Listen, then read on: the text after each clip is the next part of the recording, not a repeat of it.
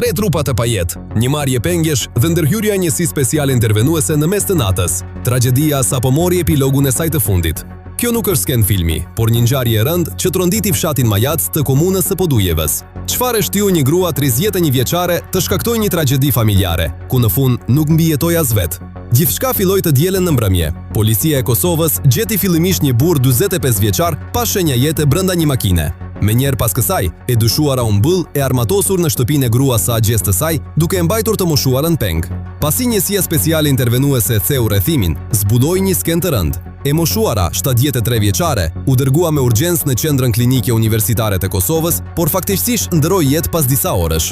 E njëjta gjë ndodhi edhe me të dyshuarën kryesore. Ajo nuk u ka mbijetuar plagëve të marra dhe ka ndëruar jetë në spital, duke e çuar bilancin total në 3 viktima. Një familje e shuar dhe një motiv që mbetet ende mister.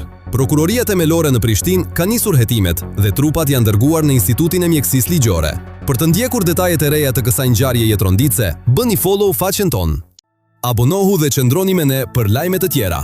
Deri në raportimin e radhës, na ndiqni në Storm Kosova.